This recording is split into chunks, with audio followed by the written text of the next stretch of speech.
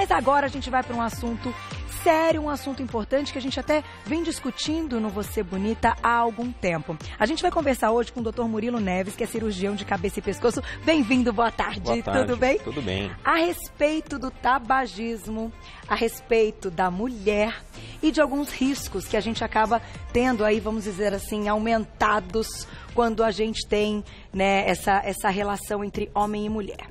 Até queria comentar e começar esse nosso papo te perguntando, quando a gente está falando aí de riscos no geral, né, de homens e mulheres, a mulher ela acaba sendo mais prejudicada, tendo aí, digamos assim, mais chance de ter problemas, até numa idade mais jovem, tudo isso devido a fatores hormonais?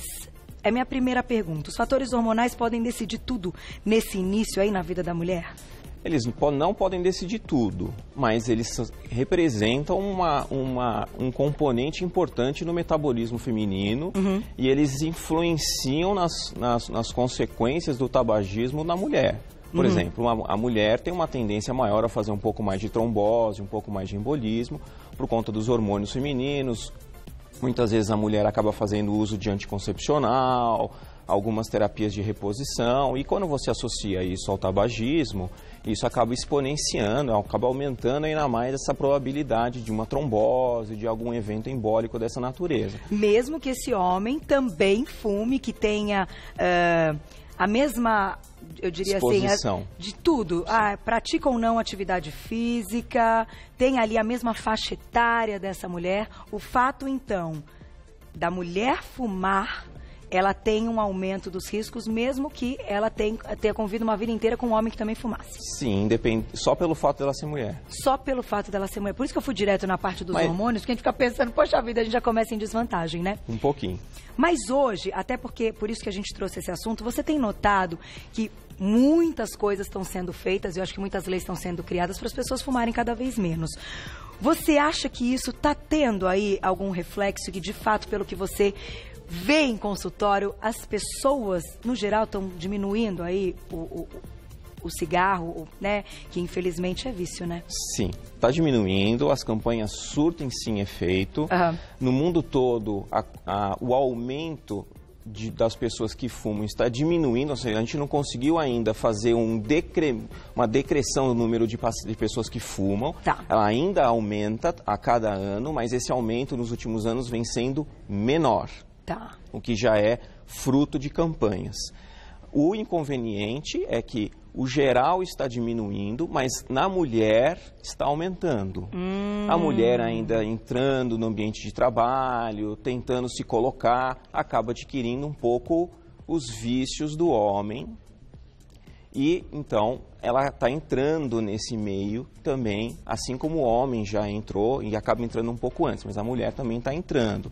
Então, o número total de pessoas que estão fumando vem aumentando todos os anos, mas numa taxa menor. Menor do que antigamente. Isso, mas a mulher ainda aumenta. Olha, que interessante esse dado. Isso até me passou pela cabeça, porque as campanhas, então, estão sendo até, não diria agressivas, mas no geral, eu acho que até devem ser agressivas para a gente ter noção do quanto o problema pode comprometer a vida. Vamos entrar nesses problemas, então. Vamos. Você citou logo de início que essa mulher, se ela associar o cigarro à pílula anticoncepcional, fica mais grave ainda.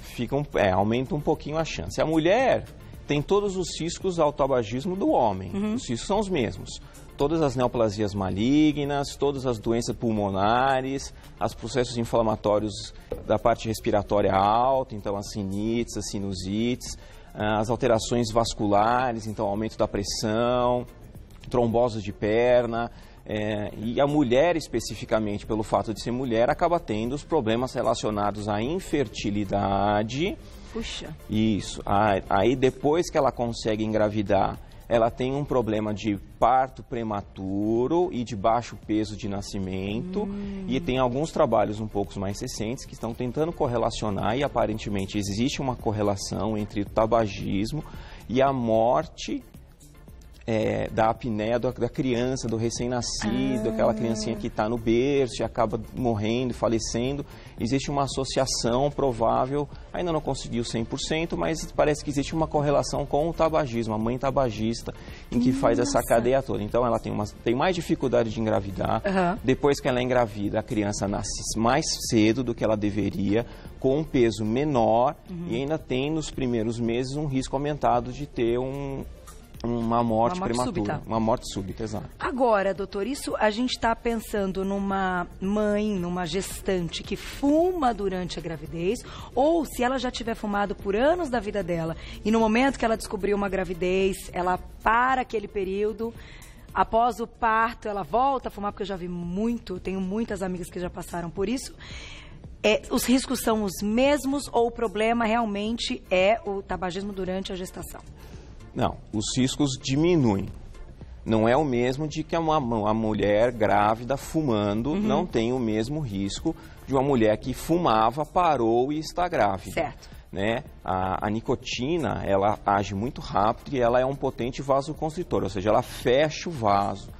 Então, a partir do momento em que ela descobrir que ela está grávida e se ela quiser fazer um benefício à criança, pode parar sim, mesmo que ela tenha fumado muitos anos. Tá. E se ela for voltar a fumar, que, obviamente, se ela conseguiu ficar a gestação toda sem fumar, ela poderia continuar sem fumar, seria o maior benefício que ela faria, tanto para ela como para a criança. Tá. Porque tem também o tabagismo passivo e assim sucessivamente. Mas se porventura ela voltar a fumar, sim, ela acaba tendo o risco a criança do tabagismo passivo, mas é menor, é melhor isso. E até a amamentação, né? Acaba comprometendo também. Compromete porque passa no leite. Vai pro leite. Vai. Gente, muito cuidado, pelo amor de Deus. Eu já ouvi uma história também, até queria ver se isso acontece, enfim, se já teve uma experiência como essa.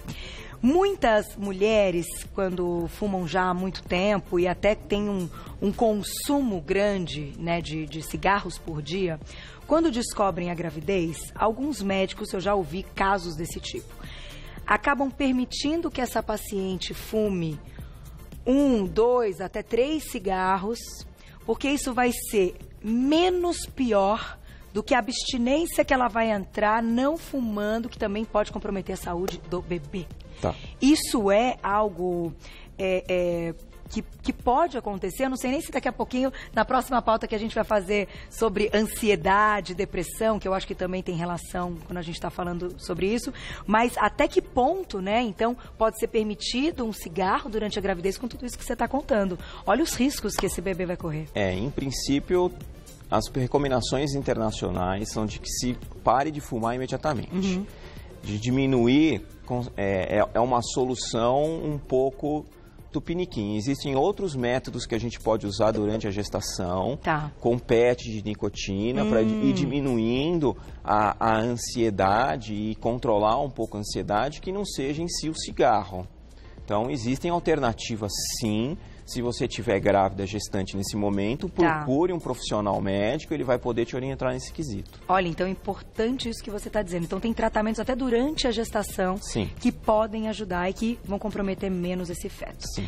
E olha, meninas, o negócio é sério. Imagina, colocar em risco aí a vida do bebê. Até é vício, é difícil, a gente sabe que ninguém está dizendo que é fácil, mas é um controle muitas vezes que precisa vir de algum lugar pensando aí que tem um bebê, né? Vale lembrar que o tabagismo é considerado um vício equivalente ao consumo de heroína, equivalente ao consumo de cocaína. O vício com o álcool é mais simples de se resolver, mas o vício do tabagismo ele é considerado equivalente aos vícios dessas drogas mais fortes. Ah, é? Equivalente. Então, precisa ter uma ação social, familiar, a pessoa, os amigos, toda uma comoção em prol de parar de fumar. 90% das pessoas que tentam parar de fumar uma vez, voltam a fumar. Então, parar de fumar é sim bastante trabalhoso. E quanto mais vezes você vai tentando e não conseguindo, mais você vai se sentindo incapaz de conseguir aquilo. É verdade. Então, a primeira vez que... Então, não comece a fumar, é a primeira dica. É verdade. Se você estiver fumando e for tentar parar de fumar, ótimo, excelente, em qualquer idade vai ter benefício. procure um profissional para te ajudar, porque a gente é forte, a gente sabe que a gente consegue parar, mas com a ajuda, a taxa de sucesso é muito maior. É verdade. Vamos para uma perguntinha do público, então. Vamos lá. Quem escreveu pra gente? Olha lá. Posso ler, Má? Vamos lá. É da Patrícia de Campinas. Obrigada. As mulheres têm mais dificuldade de parar de fumar do que os homens? Não tem mais dificuldade do ponto de vista técnico, não. Em princípio, não. Existe sim, porque fumar, na verdade, é um transtorno de ansiedade. E as mulheres acabam sofrendo um pouco mais com a ansiedade.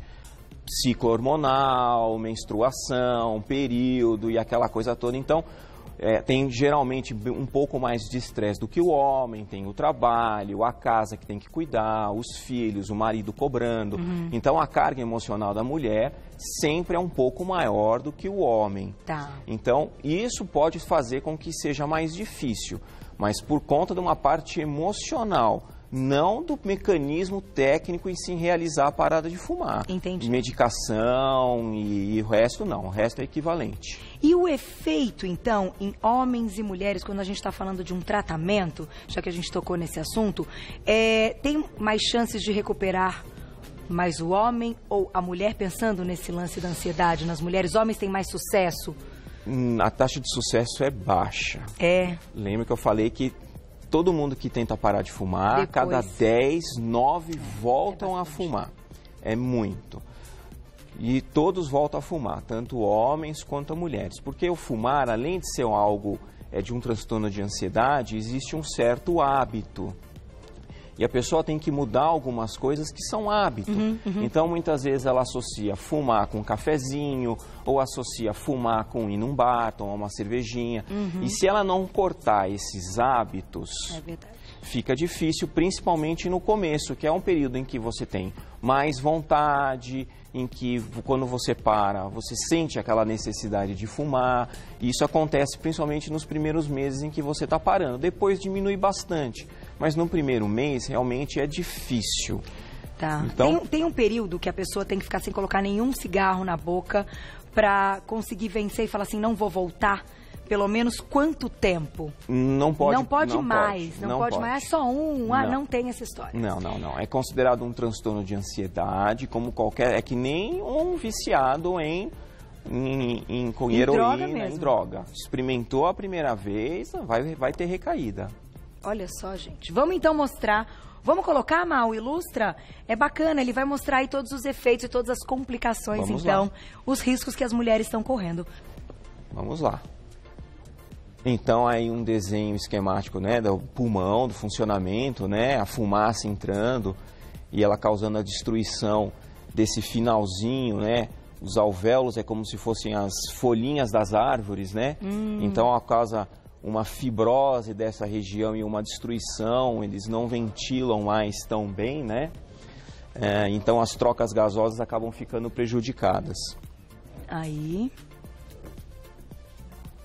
Isso, aí com o avançar do processo, né, o bronco, que é esse canalzinho por onde o ar passa, vai ficando cada vez mais estreito e o ar vai ter cada vez mais dificuldade de passar. Certo? E como oxigena menos o sangue, é isso que ele vai mostrar, né, porque as trocas gasosas são piores, alguém tem que compensar esse déficit todo. E um dos primeiros órgãos que acabam compensando é o coração, que tem que trabalhar mais para mandar mais sangue, né? Para os órgãos e para o resto do corpo, né? Como eu comentei, a nicotina, ela acaba fechando um pouco os vasos se tornam mais estreitos e apertados a passagem do sangue e a pressão sobe, né? E aí começam a vir os males do aumento da pressão, né, o acúmulo de placas, né, e assim as coisas vão indo. Olha só.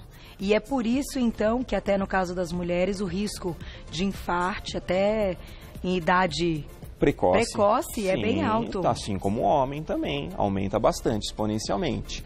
Na mulher, do ponto de vista estético, né, envelhece a pele, o cabelo...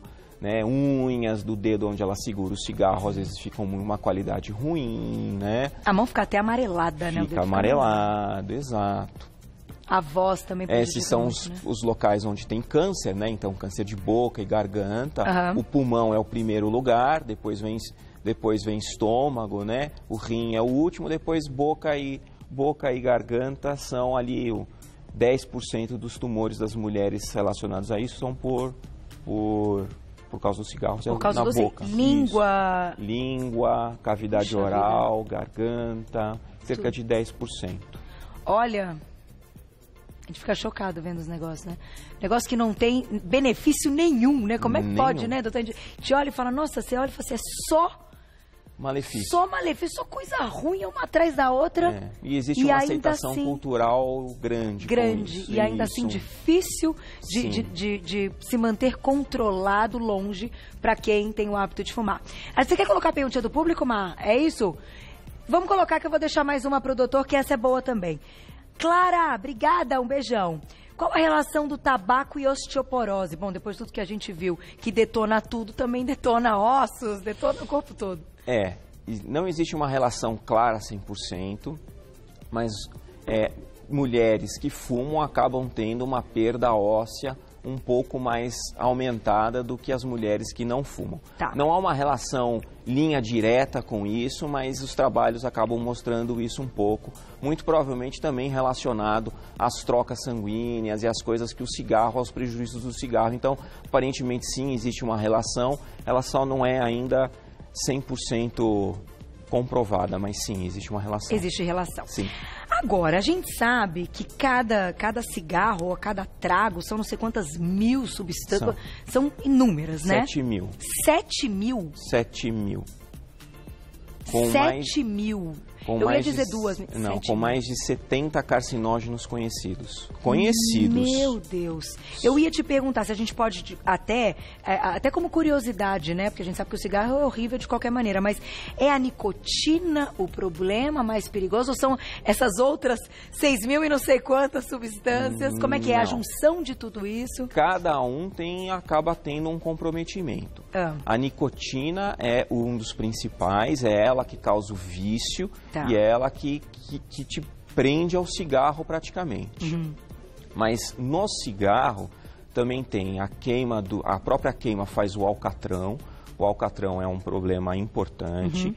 O cigarro tem uma série de outros derivados que acabam vindo, tipo formol, amônia e uma série de outros venenos de rato, acabam tendo tudo isso no cigarro. Né? E o próprio monóxido de carbono, que você aspira da fumaça, também ajuda no processo todo de destruição e de hipóxia toda, que é a baixa da concentração de oxigênio no sangue e que acaba dando problema. Então, na verdade, é um pacotão de conjunto de coisas e cada uma acaba tendo uma ação independente, mas todas presas na nicotina, que é quem causa o vício. Entendi. E é quem te prende ao cigarro. E o quanto, então, uma pessoa que está aí do lado de um fumante, né, um fumante passivo, está comprometido mesmo não tragando? O fato de inalar essa fumaça, então essas substâncias, compromete também? Compromete também. Tem uma série de estudos que já provaram. Análise da urina de pessoas que convivem em ambiente com pessoas que fumam, a análise da urina dessas pessoas mostra que tem nicotina na urina. Puxa vida. Então, sim, o simples fato de você ficar no ambiente com uma pessoa que fuma e conviver com ela, aumenta os riscos frente a pessoas que não fumam, de você ter cânceres da mesma natureza, problemas pulmonares da mesma natureza, rinites, sinusites e afins, né? Obviamente que não na mesma proporção de quem fuma, mas é mais do que de quem não fuma. Então temos que ficar atentos, nada, se não fuma, para que ficar do lado de alguém que está fumando? Isso. Doutor, para a gente encerrar, queria que você desse algumas dicas, então. Você já sugeriu algumas coisas, que procurar ajuda, claro que é sempre muito melhor. Perfeito. Mas o que tem hoje no mercado que pode ser eficiente, né? E até se aquele cigarro que eles falam que é um cigarro de mentira, mas que a pessoa tem a sensação de estar fumando, é hoje um recurso. Olha, não sei se você está se referindo àquele cigarro eletrônico. Isso, o eletrônico. O cigarro... Cada uma, né? Mas enfim, vamos saber se é mito ou verdade, então, se tem algum efeito. O cigarro eletrônico, ele foi criado para ajudar a parar de fumar. Então, o cigarro eletrônico, ele tem um líquido lá dentro, que ele vaporiza esse líquido, e esse líquido pode ter uma série de coisas. Desde nicotina ou sem nicotina até, e é o problema atualmente que eles colocam alguns flavorizantes para dar um gostinho ali, né? Então ele foi criado inicialmente com o intuito de ajudar a pessoa a parar de fumar, tirar o cigarro da mão dela, mantém a nicotina, que é o que prende a pessoa ao hábito, e não tem o restante das coisas, todos os outros 7.000 e não sei quantas coisas, isso ali. E que essa pessoa usaria esse cigarro de uma forma de transição. Mas sempre que você pega uma boa ideia e você deturpa essa ideia, isso sai pelo tiro pela culatra. Então tem muita gente que acaba hoje fumando cigarro eletrônico e fica preso ao vício. Então as recomendações são não é para você usar cigarro eletrônico, você tem que abolir o uso de cigarro, de preferência com auxílio de um profissional, logo de cara. Existem medicações que vão te ajudar na sua ansiedade, desde PET de nicotina até remédios que ajudam você a controlar a sua ansiedade, dicas do especialista que for te ajudar para você tirar alguns hábitos da sua vida para te ajudar. E você precisa, na hora que você quiser parar de fumar, colocar todos os seus ciclos de amizade cientes de que você quer parar de fumar. E tem que ser uma comoção, um trabalho em conjunto de familiares, amigos do trabalho, amigas, em saber que você quer parar de fumar. Então, portanto, se eu sou amiga dessa pessoa e eu fumo, eu não vou fumar na frente dela. Tem que ser um consenso de todos, porque sozinho o ambiente te oferta muito facilmente. Então, por isso que a quantidade de gente que volta a fumar é muito grande. É uma sabotagem, né? Isso. Então, precisa de ajuda e de todos. E em qualquer idade, você vai ter benefício, quer você esteja saudável, quer você esteja doente. Olha só. Excelentes dicas, só posso agradecer, Dr. Murilo Neves, que é cirurgião de cabeça e pescoço. Eu vou deixar um site da clínica, mas antes queria até dizer, eu sei que a gente tem um público muito grande, é até uma responsabilidade grande do Você Bonita, minha, da equipe, né, dos nossos convidados, porque a gente tem um público muito grande de adolescentes, de jovens que assistem o programa, né, de uma faixa etária realmente jovem, que é ali, eu diria, um momento que as pessoas querem se provar, querem experimentar coisas, querem crescer antes da hora e utilizam muitas vezes até mesmo o cigarro como um dos seus apoios. Eu passei por essa fase, já contei aqui, que na época da adolescência fumei. Hoje, quando eu lembro disso, vejo tudo, eu fico arrepiada, me faz mal ter vivido. Então, digo, gente, não precisa experimentar para se considerar um adolescente aí descolado. Isso não tem mais nada a ver, né, doutor? Hoje, o cigarro realmente é visto como algo muito ruim, que compromete, sim, a sua saúde de quem estiver com você, e que não é legal e não é bacana você chegar num lugar e falar que fuma, né? Não. Hoje é muito bom a gente poder dizer isso. Não é bonito. Hoje é uma vergonha, sim. Ah, eu fumo. É vergonhinha, sim. Eu acho que quando tem que pensar por esse lado para ver se isso também se torna uma ajuda. Tem muitas coisas que aliciam o jovem, né? O jovem, ele é indestrutível dentro dele. Ele acha que ele não vai ter nenhum problema e ele vê esses problemas muito da idade adulta, muito longe da realidade dele. Mas é ali que começa. Então, e tem esses cigarros com sabor agora, que aliciam muitos jovens, com cravo. Adivinha qual é o primeiro cigarro que eu fumei, doutor? Esses aí de saborzinho, né? Falar, isso aqui é docinho, você tem que experimentar. O próprio cigarro eletrônico, ele tem uma série de aromatizantes que você pode colocar. E tem muito, algumas pessoas acabam fazendo muito daquele narguile, né? Sim, também. Que também é prejudicial. É prejudicial, apesar de ocorrer uma certa filtragem ali do cigarro, das impurezas, ele realmente filtra um pouco, mas uma sessão de narguile acaba durando quase 1 hora, né, ou mais, e as pessoas fumam muito aquilo, então uma sessão de narguile é considerada como se você tivesse fumado ao redor de 100 cigarros. Nossa! sem cigarros. Sem cigarros. Pelo amor de Deus. Porque você fica uma hora inteira fumando, né? Até você queimar tudo tem tanta aquilo. coisa melhor para fazer na vida, gente. Nossa, doutor, obrigada pelas informações. E olha, é difícil? Mas não deixa passar muito tempo, principalmente se for jovem. Ainda bem que eu me liguei muito rápido. Eu fiz a parte feia e depois já me liguei muito rápido, porque eu estava sendo uma boba, uma idiota, vamos dizer assim mesmo, e caí fora dessa bem antes de comprometer outras coisas, ou de chegar numa idade e falar, ai credo, hoje é algo que não tem nada a ver com a minha vida, mas eu fico muito feliz de poder apresentar um assunto como esse e dizer, procura ajuda, né? Procura ajuda e tira isso da sua vida, que você não tem noção, tudo que vai melhorar. Volta o pique, né? Sim. Pra correr, pra fazer atividade física, pra sair, pra dormir melhor. Sente cheiro, tem mais gosto da comida. É verdade, até o paladar volta. Sim. Obrigada mais uma vez, doutor Murilo Neves, cirurgião de cabeça e pescoço. Quem quiser saber mais, o site da clínica é o www.medprimus.com.br. MED, tá? O MED, então, é curtinho, MED Primus, com US no final.com.br. Vocês já encontram todo o trabalho do doutor. Muito obrigada, até a próxima. Grandes informações.